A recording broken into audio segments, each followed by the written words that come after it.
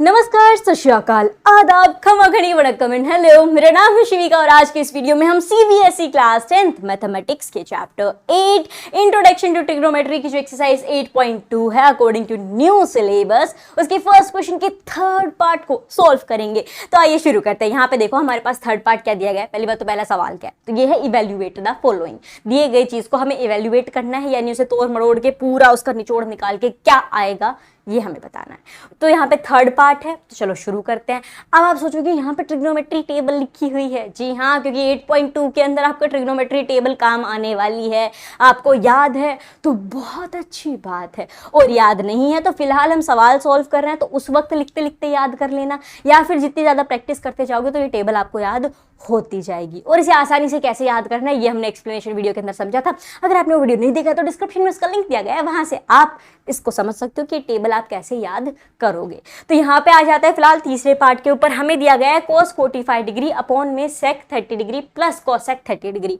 तो यहाँ पे जितने भी आपको दिए गए हैं cos 30, sec 40, cosec 30, इनकी जगह इनकी जो टेबल में वैल्यूज हैं हम उन्हें लिख देंगे। तो चलो शुरू करते हैं। यहाँ पे अपना सॉल्यूशन होता है यहाँ से स्टार्ट। तो चलो यहाँ पे हो जाएगा आपका सबसे पहले cos 45 डिग्री। cos 45 डिग्री आपका कितना है, टेबल पे नजर मारो। cos 45 degree is 1/√2। तो लिख दो इसे यहाँ पे, ये हो जाएगा आपका 1/√2। इस पूरे के अपॉन में है आपके पास sec 30 degree plus cosec 30 degree, यानी यहाँ आपका आ जाता है sec और cosec, इन दोनों के 30 डिग्री। तो sec है आपका 2 अपॉन में √3, तो ये मैं लिख दूंगी 2 अपॉन में है मेरे पास √3, तो मैंने लिख दिया √3। cosec 30 डिग्री आपका 2 ही होता है, तो इसे हम एज इट इज यहाँ पे लिख देंगे 2। पहला स्टेप, पहला कदम हमने रख दिया है। अब यहाँ से जंग छिड़ चुकी है, अब निष्कर्ष पे हमें पहुंचना होगा। तो अब देखो हम क्या करेंगे, यहाँ पे इसे मल्टीप्लाई कर देते हैं। ऊपर वाला तो भाई नॉर्मल सा है, सीधा साधा सिंगल टर्म में लिखा हुआ है 1/√2, तो उसको ऐसे ही रहने देते हैं। नीचे अगर आप देखोगे तो इसके नीचे क्या होगा, 2/1 ही होगा, ये है ना, 2/1 हम लिख सकते हैं। ये तब हम बहुत पहले जब रेशनल नंबर सीख रहे थे तब दिमाग में डाला था कि 2 जो होगा, अगर ऐसे होल नंबर नेचुरल नंबर लिखे गए हो तो उन्हें आप रेशनल नंबर कह दोगे, क्योंकि अपॉन में 1 लिख दो कोई फर्क नहीं पड़ता, वो 2 ही रहने वाला होता है। तो अगर इसे फ्रैक्शन में हम डालें तो 2/1 आ जाएगा। तो अगर ये 2/1 है तो नीचे वालों का ले लेंगे एलसीएम, तो √3 × 1 आपका √3 हो जाएगा। उसके बाद यार ये दोनों जगह क्या हो गया, √3 हो गया। तो इसे अब हम आगे बढ़ाएंगे तो ऊपर वाला तो ऐसे ही रहेगा, अपॉन में आपका ये वाला जो है 2√3 है यहाँ पे, तो इधर भी 2√3 चाहिए हमें, तो मतलब √3 चाहिए अपॉन में। तो यहाँ पे अपॉन में √3 आएगा, तो न्यूमरेटर को भी आपको उतने से ही मल्टीप्लाई करना पड़ेगा जितने से नीचे किया। तो 1 को आपने √3 से मल्टीप्लाई किया, तो 2 को भी √3 से मल्टीप्लाई कर दो। तो ये आपके पास बन जाएगा यहाँ पे 2 प्लस में 2√3। एलसीएम हमने लिया था तो डिनोमिनेटर इनका सेम हो गया, दैट इज √3। ठीक है, इतनी चीज क्लियर है।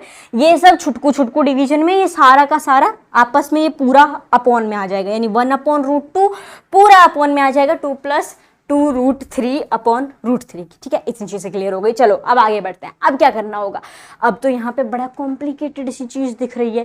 तो देखो अब आप क्या करोगे, एक चीज हमने पढ़ी थी, आई थिंक 8th या 9th के अंदर हमने पढ़ी थी, एक प्रॉपर्टी, एक फॉर्मूला। क्या था वो फॉर्मूला, वो ये था कि A/B पूरा का पूरा अपॉन C/D, इसको हम ऐसे लिख सकते हैं A/B × D/C।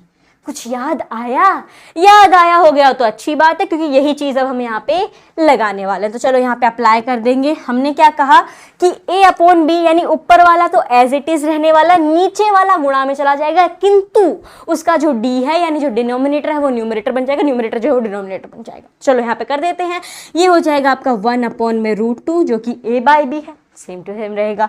इनटू के अंदर आपके पास क्या आ जाएगा यहाँ पे, तो ये आ जाएगा अपना √3 ऊपर, अपॉन में 2 + 2√3 नीचे। ठीक है, तो ये हो गया हमारा पहला, दूसरा, तीसरा स्टेप। अब अगला कदम क्या होना चाहिए, अब देखो आपको क्या करना है। यहाँ पे आपके अपॉन में √2 है, यहाँ पे 2 + 2√3 है, इनको हम कर देंगे आपस में मल्टीप्लाई, क्योंकि यहाँ पे मल्टीप्लाई का साइन आ रहा है। तो चलो यहाँ पे इन्हें इस साइड करते हैं मल्टीप्लाई, तो ये हो जाएगा ऊपर √3 × 1, तो ये हो जाएगा √3।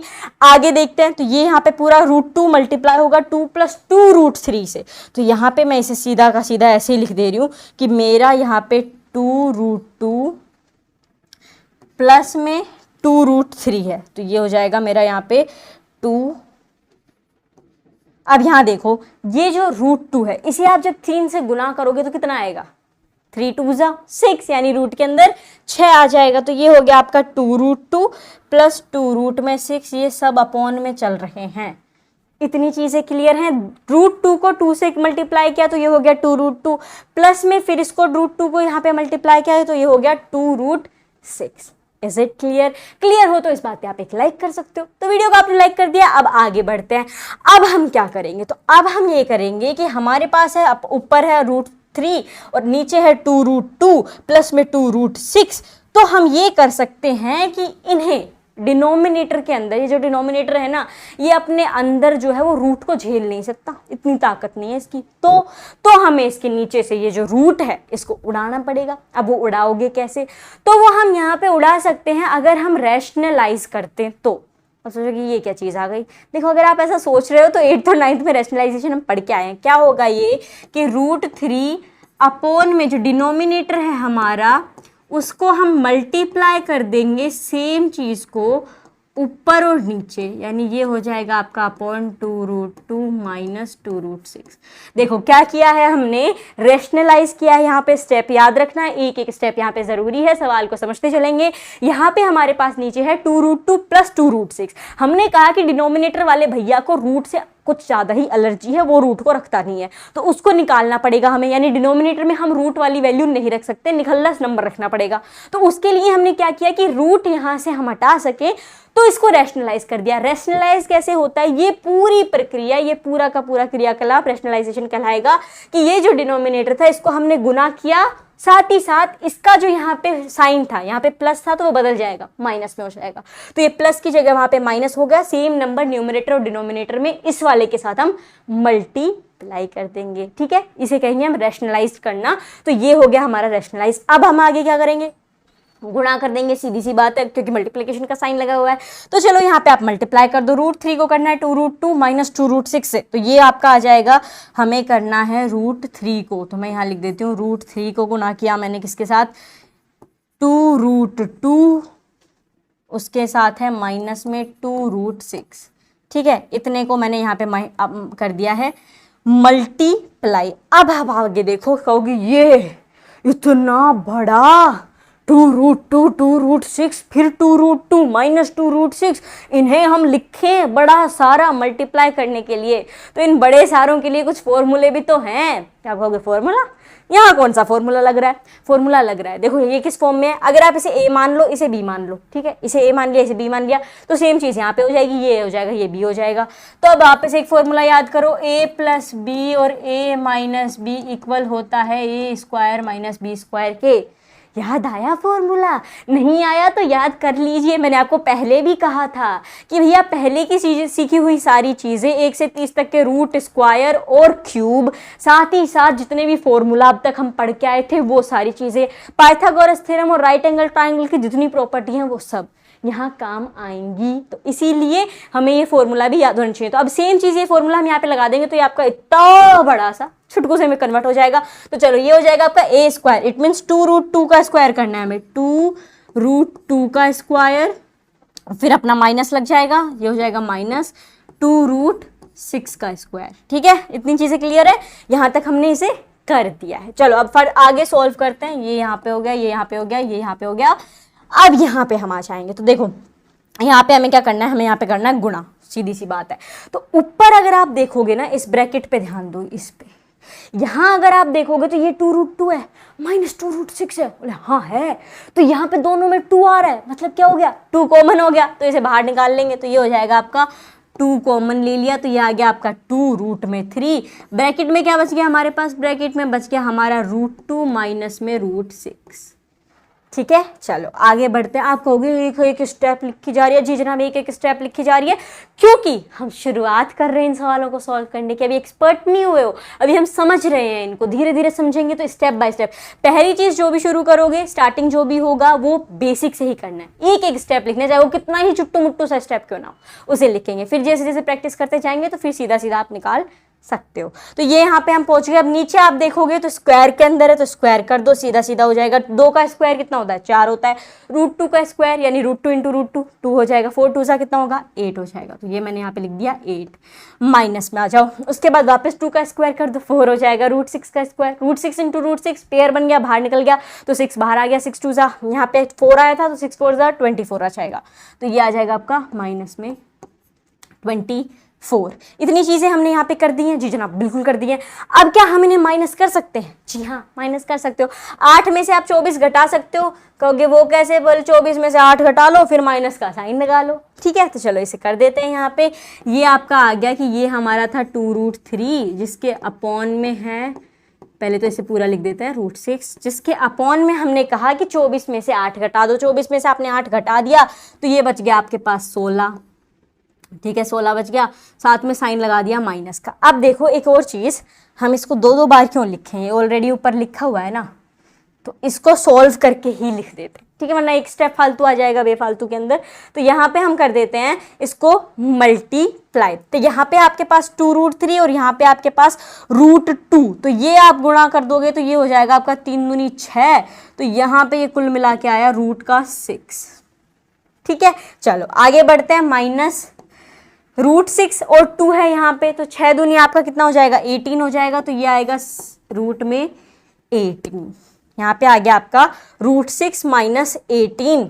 साथ में एक चीज ध्यान रखना, ये √3 को जब हमने 2 से मल्टीप्लाई किया तो हमारे पास √6 आया, किंतु ये 2 तो इसके साथ चल ही रहा है, तो ये तो यहाँ पे लिखा जाएगा कि 2√6 माइनस में फिर आपका आ जाएगा √18। फिर ये मल्टीप्लाई हुआ यहाँ पे 3 के साथ, सेम चीज, और 2 इन पूरे के साथ लगा हुआ है। अब आप देखोगे यहाँ 2 है, यहाँ 16 है। क्या याद आया? 2 का पहाड़ा याद आया। 2 के पहाड़े में क्या होता है? 2 एकम 2, 2 अट्ठू 16, 2 1 जा 2, 2 8 जा 16। ये मैंने यहाँ पे कट कर दिया। तो अब इस कट की हुई चीज को यहाँ पे लिख देंगे। हमारे पास बच गया है √6 माइनस में √18 अपॉन में बच गया है माइनस का 8। अब क्या करेंगे हम? अब हम यहाँ पे देखें तो √6 है और √18 है, बीच में इनके माइनस है। तो क्या कर सकती हूँ मैं? यहाँ पे मैं माइनस कॉमन ले सकती हूँ। तो अगर मैंने यहाँ माइनस को कॉमन लिया तो अंदर मेरे पास √18 बन गया पॉजिटिव का, किंतु √6 बन जाएगा नेगेटिव का। ये चीज ध्यान रखना। अपॉन में हमारे पास चल रहा है माइनस का 8। इतनी चीजें क्लियर है? Is it clear? जी हाँ, बिल्कुल क्लियर है। अब आपका माइनस से माइनस हट गया। ध्यान दिया क्यों मैंने माइनस कॉमन लिया? क्योंकि मुझे नीचे वाले के से माइनस को हटा देना था, तो ये यहाँ पे हट गया। अब क्या बचा हमारे पास? अब बच गया √18 माइनस √6 अपॉन में 8। अब देखो आपके पास डिनोमिनेटर में रूट नहीं है, ये रेशनलाइज इसीलिए तो किया था ताकि डिनोमिनेटर में हमारे पास रूट ना बचे। तो आप सोचोगे हो गया श्री का आंसर खत्म, काम खल्लास। देखो √18 जो है इसको आप आगे भी लिख सकते हो, रूट में से कुछ चीजें निकाल सकते हो। कैसे? जब आप 18 के फैक्टर निकालोगे तो ये आ जाएगा आपका 3√2, क्योंकि 3 3 का जोड़ा बन जाता है। 3 3 से 9 एंड 9 2 से 18, और 2 बेचारा अंदर ही रह जाएगा। तो ये हो गया 3√2। माइनस में आपका ये जो √6 है इसका कुछ नहीं हो सकता, ये बेचारा ऐसे ही रहेगा। अपॉन में आपके पास 8 तो है ही, और ये होगा आपका फाइनल आंसर। चाहो तो आप यहाँ पे भी कर सकते हो, नो इश्यू, बट जब हम √18 को निकाल सकते हैं बाहर तो निकाल लो ना। इतना सब स्टेप जब लिखे ही हैं तो एक स्टेप और हम आगे बढ़ जाएंगे। तो हमारा लास्ट आंसर ये हो जाएगा दैट 3√2 माइनस √6 अपॉन में 8। इसको पूरा इवेल्युएट करने से ये निकल के आ जाएगा। तो जब ये निकल के आ गया है तो इस बात पे शेयर करना तो बनता है। तो इस वीडियो को अपने दोस्तों के साथ शेयर कर दीजिए। अब फटाफट से देखते हैं कि हमने क्या क्या है। कुछ भी नहीं, पहली बात तो टेबल याद होनी चाहिए। टेबल याद थी तो उसके हिसाब से इतनी चीजें हमने की। उसके बाद जो भी हमने किया है सब पहले पढ़ के आए थे वही चीजें लगाई हैं, सही बात है। तो यहाँ पे हमने जो पहले पढ़ के आए थे वो सब लगा दिया कि ये आ जाएगा ऊपर में इस प्रॉपर्टी के तहत। फिर उसके बाद हमने रैशनलाइज कर दिया, क्योंकि डिनोमिनेटर वाले में रूट नहीं लगेगा। तो फिर रैशनलाइज करने के बाद ये सब कुछ बना, ये सब बनने के बाद इनको गुना गुना किया। फिर ये यहाँ पे देखें तो ये इस फॉर्म में आ गया। फिर हमने उसको गुना कर दिया, फिर इसको निकाल लिया। फिर ये सारा करते करते, गुना भाग करते करते, रूट को हटाते हुए, स्क्वायर करते हुए फाइनली हमारे पास ये आंसर आ गया। तो इस तरीके से आप क्वेश्चन नंबर 1 के थर्ड पार्ट को सॉल्व कर सकते हो। आई होप आपको ये सॉल्यूशन समझ में आया होगा, और आगे ही ऐसे ही सारे क्वेश्चन के सॉल्यूशंस आपको मिलते रहे उसके लिए चैनल को सब्सक्राइब करना ना भूलें। We will meet in the next video. Till then take care, bye bye.